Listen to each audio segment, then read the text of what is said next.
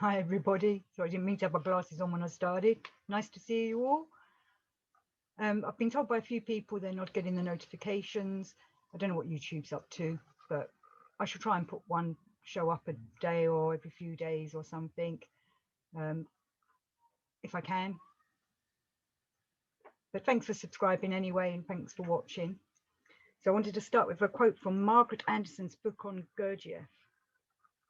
The particle of God in our subconscious is called conscience. Conscience, an important part of what we need in this work and what we're aiming to take note of, to be aware of our conscience. As I've said in other shows, many people that don't follow their conscience or ignore their conscience. But to do the Gurdjieff work, we need our conscience and to be aware of it and to listen to it. So I love that little quote from Margaret Anderson. The particle of God in our subconscious is called conscience. We've all got the particle of God within us. And I know many religions and faiths and traditions say it's the soul, but maybe it is our conscience, because our conscience is what's telling us what's the difference between right and wrong. And if we follow our conscience, as I'm about to tell you here, which is from Meetings with Remarkable Men, truth is that from which conscience can be at peace. And so if we want to live a nice, peaceful life, we need to follow our conscience and follow the truth. When we don't follow our conscience, and are aware that we haven't followed our conscience, it niggles at us, keeps us awake at night, makes us ill, makes the body ill, makes the brain go blah, blah, blah, blah, at night, makes our emotions swirl around in our solar plexus. We need to be in touch with our conscience. And this is also from Meetings with Remarkable Men, page 73. Objective morality is established by life and by the commandments given us by the Lord God himself through his prophets, and it gradually becomes the basis for the formation of man of what is called conscience. And it is by this conscience that objective morality in its turn is maintained. Objective morality never changes. It can only broaden in the course of time, which is true, isn't it? Knowledge is ongoing. Wisdom can be continuously worked at, and our conscience helps us stay on that path. We have many people in our lives that try to make us ignore our conscience so they can get away with things that we know is wrong. We ignore our conscience when we want to take shortcuts or do things that are wrong. And it just doesn't make our life easy, does it? It's much more peaceful when we follow a path of truth. So this also is from Meetings with Remarkable Men, page 76. People stuff their children with all sorts of conventions and so prevent nature herself from developing in them that conscience which has taken form over thousands of years of struggle by our ancestors against such conventions. And it is conventions that get in our way as we're growing up. I used to follow conventions that, I could see then when I was a child, this was not right, but it was what everybody else did, is what our peers told us to do. So they wanted to follow convention. People feel safe and secure in conventions, where we all know life is up and down, chaotic. Always expect the unexpected kind of attitude is what we need as well in our lives. But those that follow conventions don't expect the unexpected, because they expect everything to just run smoothly all the time, like clockwork, over and over, and the same and the same. Conscience is everywhere the same. If you have a real conscience and live according to it, it will always be well with you wherever you may be. A real conscience, that is the foundation of objective morality. You must learn not what people around you consider good or bad, but to act in life as your conscience bids you. An untrammeled conscience will always know more than all the books and teachers put together. For the present, until your own conscience is formed, live according to the commandment of our teacher, Jesus Christ. Do not do to others what you would not wish them to do to you. The golden rule, very important. We should be teaching everybody this. It should be taught in schools, should be taught in everywhere. Social clubs, churches, I know do mention it, but we need to get that golden rule out there. Do unto others as you would have done to yourself. Unless you're a sadist, I suppose. So, continuing with Meetings with Remarkable Men, page 115. He was scrupulously considerate about the religion of others. It is not a question of to whom a man prays, but a question of his faith. Faith is conscience, the foundation of which is laid in childhood. If a man changes his religion, he loses his conscience, and conscience is the most valuable thing in a man, which can only be acquired in childhood. Now, I know he's saying about people, sorry, I've got to turn my phone off, about changing your religion. I know many people that have changed their religions over time, which is, I personally think that's fine if you're finding a truth and a faith that suits you better.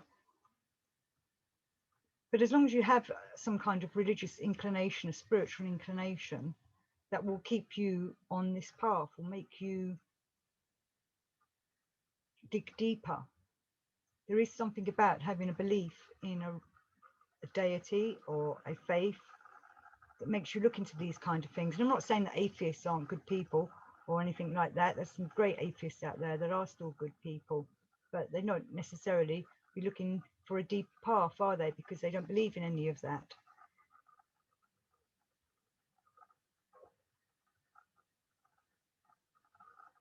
So continuing with Meetings with Remarkable Men.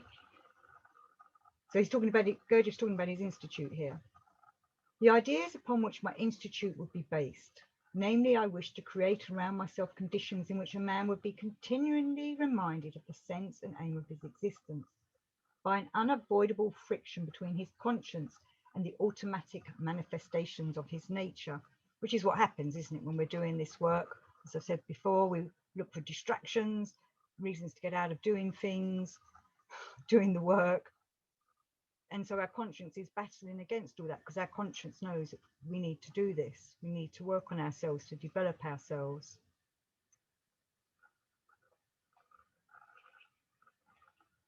So continuing, the instinct inherent in all human beings for distinguishing good from evil in the objective sense, the living germ of that sacred impulse which alone is capable of bringing genuine happiness to humanity. And I do strongly believe that if we had an awakening to conscience, for the whole world would be a much better place. I know I've had a few debates with people about this, but if we could direct people to listen to their conscience, and people did that, then hopefully it would create some kind of mass understanding and an awakening, and maybe we would end up living in a better world instead of this lunatic asylum that Gurdjieff calls this world that we live in now. Sorry, bash the laptop. So from All and Everything, page 188.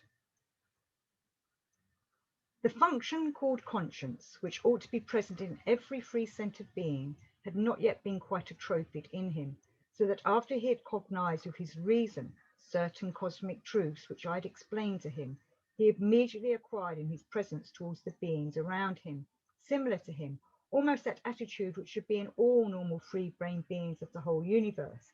He became compassionate and sensitive towards the beings surrounding him, which is what we want to be. And by being like that, hopefully other people will start being like that. Gurdjieff's talking about some of the characters here in All and Everything. Again, go and read the book. Fantastic book. You can learn a lot from it. Read it many times. It's difficult. I know, a difficult book, but it's readable.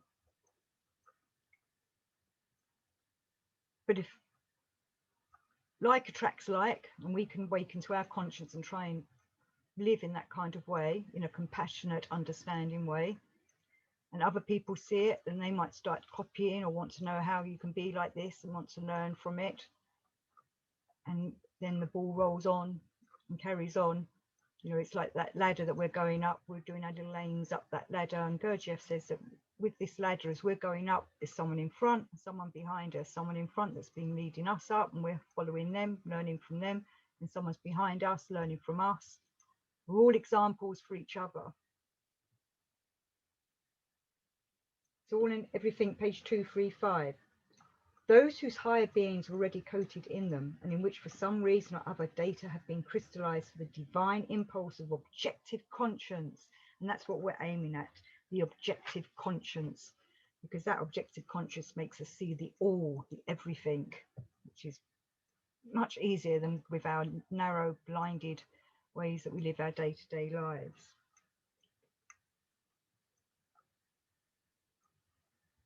So all and everything, page 342. Every action of man is good in the objective sense if it is done according to his conscience, and every action is bad if from it he later experiences remorse. And that's what I was saying earlier, when we're not following our conscience, then it niggles at us. When we stay awake at night thinking about it, our solar plexus keeps reminding us that we did wrong, and our physical body becomes ill because we're holding in all that negative energy from where we did not follow our conscience.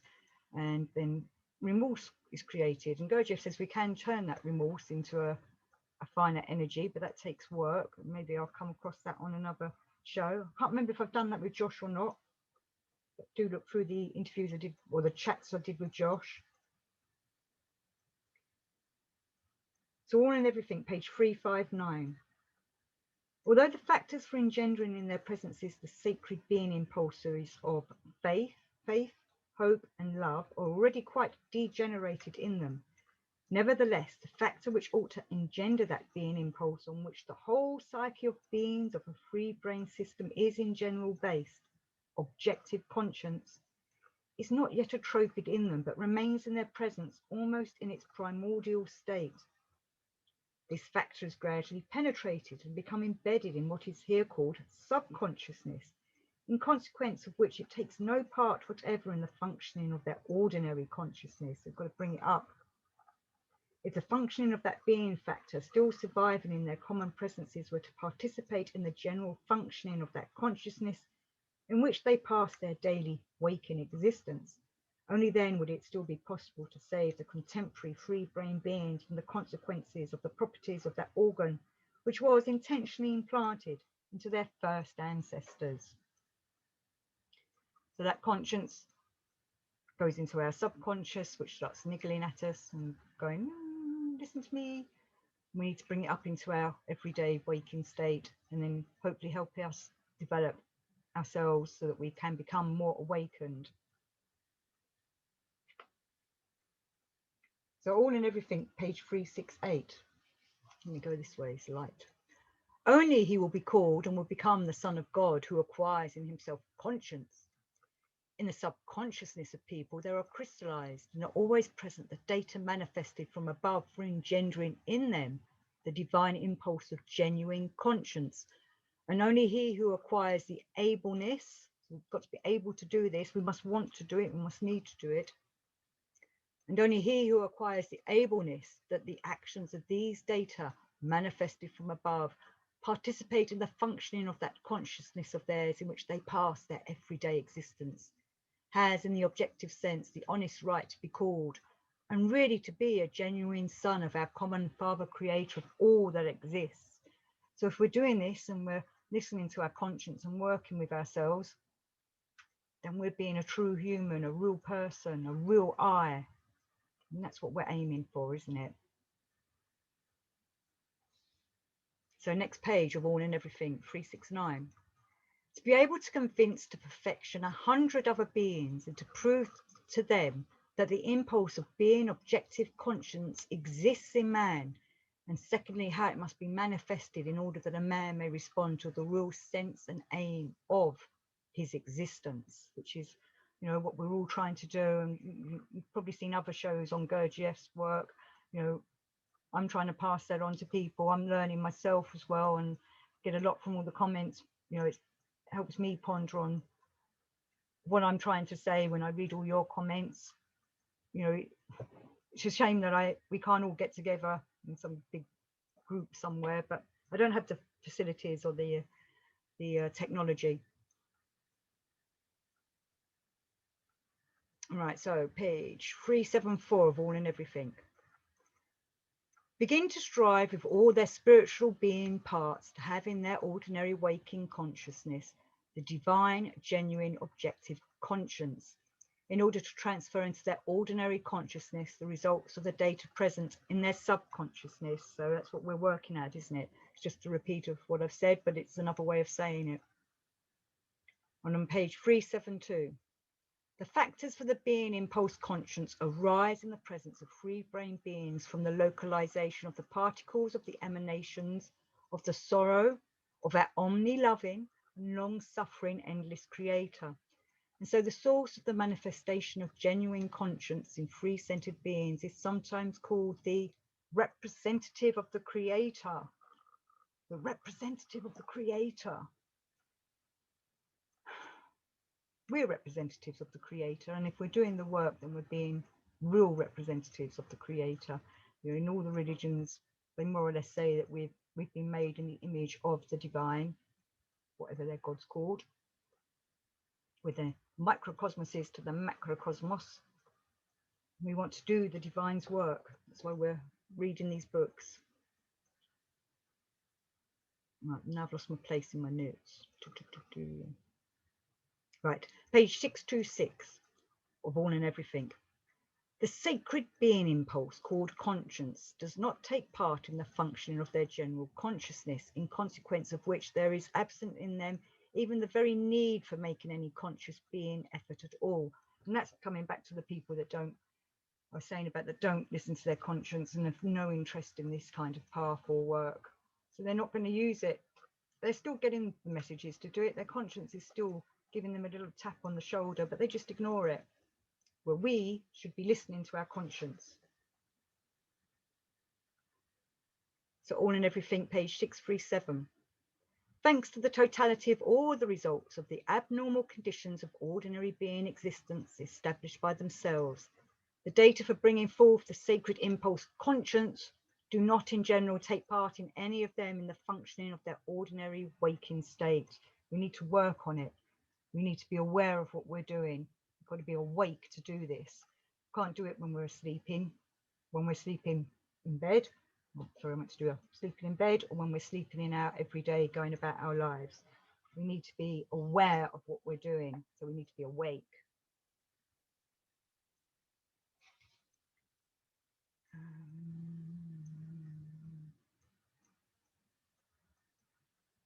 All right, page 817 of All and Everything. In the functioning of whose waking consciousness, thanks to the frequent actualization in his presence of being part dog duty, there had participated the data which had remained whole in his subconscious for the expanding of the divine impulse of conscience. So our conscience, like I was saying at the very first quote of this talk, is the God spark inside us. But the God spark, because we've been given free will, it's down to us whether we listen to that God spark, the conscience, or not.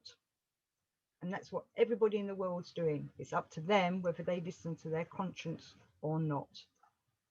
And we are supposed to be doing the Gurdjieff work and making the effort to listen to our conscience.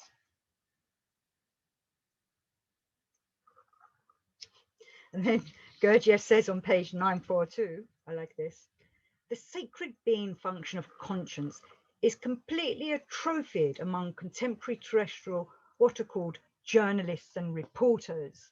Too true. Journalists and reporters have no conscience. They're just out there to get the story, to shock all the masses.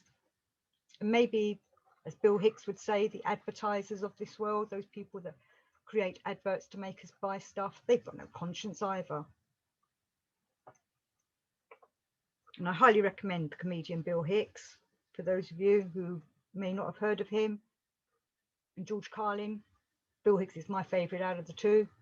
But yeah, a great way of learning is through comedy. You know, and Gurdjieff has quite a laugh a lot in All and Everything, and takes the mickey out of how humanity runs itself, and those that think they're in charge, what fools they are. Where was I?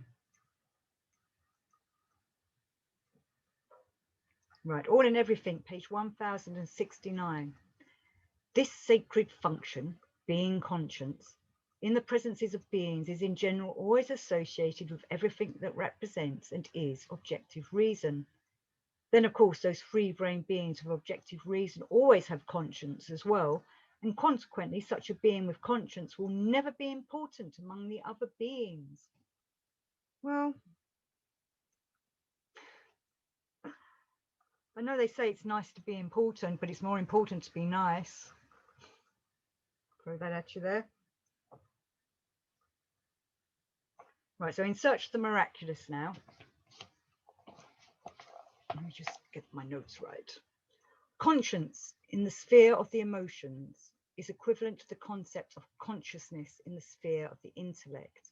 So this is page 155 of In Search of the Miraculous. Conscience is a state in which man feels all at once everything that he in general feels or can feel. And as everyone has within him thousands of contradictory feelings which vary from a deeply hidden realization of his own nothingness, and fears of all kinds to the most stupid kind of self-conceit, self-confidence, self-satisfaction, and self-praise. To feel all this together would not only be painful, but literally unbearable. If he could feel the shame and horror of it all, this would be the state which is called conscience. A man cannot live in this state. He must either destroy contradictions or destroy conscience, which is what a lot of people do. So I say they ignore it. He cannot destroy conscience, but he can put it to sleep. There you go, ignore it. That is, he can separate by impenetrable barriers one feeling of self from another, never see them together, never feel their incompatibility, the absurdity of one existing alongside another. And, you know, as we all know, there's lots of eyes in us, and there's one eye that's saying, well, hide this. Let's keep quiet about this. And then there's another one saying, no, we must do something about this. You know, think with your conscience. Which one are you following in yourself? The devil or the angel? Have one on either side of our shoulders. Devil and angel. Which one are you listening to? So I've got a long quote here from In Search of the Miraculous, page 156. So it's continuing on, actually. Awakening is possible only for those who seek it and want it, for those who are ready to struggle with themselves and work on themselves for a very long time and very persistently in order to attain it. The destruction of buffers in itself requires very long work, and a man must agree to this work, realizing that the result of his work will be every possible discomfort and suffering from the awakening of his conscience. And it is when you first start doing this work, when you're trying to look at yourself, it's like, oh God, I used to be bad. But we've all been bad, and we all need to just be aware of what it was we've done and learn from it. And I shall carry on with the quote because he says it much better than I do. Conscience is the fire which alone can fuse all the powders and create the unity which a man lacks. Conscience is a general and a permanent phenomenon. Conscience is the same for all men, and conscience is possible only in the absence of buffers. There exists the conscience of a man in whom there are no contradictions. This conscience is not suffering, on the contrary, it is a joy of a totally new character which we are unable to understand. The new you, the real I coming through as you're creating it and working on it. But even a momentary awakening of conscience in a man who has thousands of different eyes is bound to involve suffering. And if these moments of conscience become longer, and if a man does not fear them, but on the contrary cooperates with them and tries to keep and prolong them, an element of very subtle joy, a foretaste of the future, clear consciousness will gradually enter into these moments. And I agree. On page 157, morality and conscience are quite different things. One conscience can never contradict another conscience. One morality can always very easily contradict and completely deny another. The more moral a man is, the more immoral does he think other moral people. Oh, actually, on that one, you need to read that whole page. That's quite well, it's always in depth with Ouspensky, but it's some revelations in there you'll probably like. So from Views from the Real World, we've got a question and answer session. So there's a question. There are two rivers. How can a drop go from the first to the second? And Gurdjieff says, it must buy a ticket. It is necessary to realize that only he can cross who has some real possibility of changing. The possibility depends on desire, strong wish of a very special kind, wishing with the essence, not with the personality. Every man has a conscience. It is a property of normal human beings. But owing to civilization, this function has become crusted over and has ceased to work in special circumstances when the associations are very strong. Then it functions for a little while and disappears again. Shock, great sorrow, or insult. Then conscience unites personality and essence, which otherwise are altogether separate. So having a conscience brings you into a total whole, brings your personality and your essence together so that you can all work together on yourselves. I can see it's getting quite dark. The sun's going to set soon, so I'm going to leave it at that. But remember that God is the spark of conscience inside your subconscious. And until next time, in the sunlight, adios.